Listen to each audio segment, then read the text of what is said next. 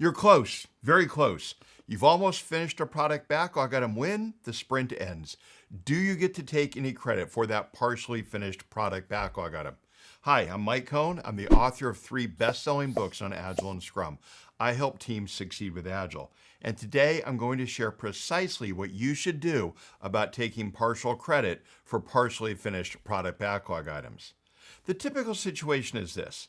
A team has worked on what for them is a medium to large product backlog item. The end of the sprint arrives and the item is more than half done, sometimes even nearly done, and the team wants to take partial credit. If it is, let's say, an 8-point user story, the team might want to claim 5 points as done.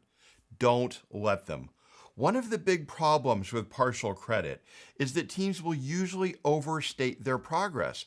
Team members think they're further along than they are. Overstating progress feels good. The team is, after all, able to report a higher velocity. Unfortunately, this won't feel good for long. As soon as someone divides the work remaining towards some milestone by the team's average velocity, which is now overstated, the result will be an artificially early prediction of when the work will be completed. Next thing you know, you've missed your deadline. Further, it is notoriously difficult to estimate what percentage is truly complete. Are we 50% done? 60%? That is extremely hard to know, and most people overestimate how far along they are. We might think we're 50% done, but what that usually means is we are 50% done with the work we see. There is almost always some amount of work we'll need to do, but that we don't see yet.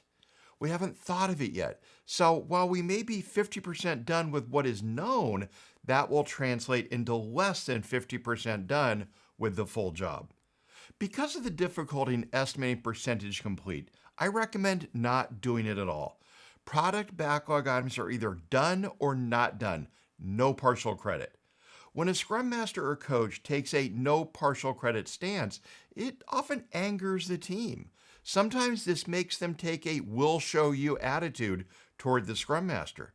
Team members then proceed to show the Scrum Master how stupid that rule is by always finishing stories.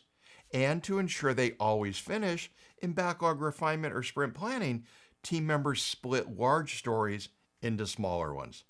Focusing on finishing and splitting large items into smaller ones are 2 things a Scrum Master or coach will want.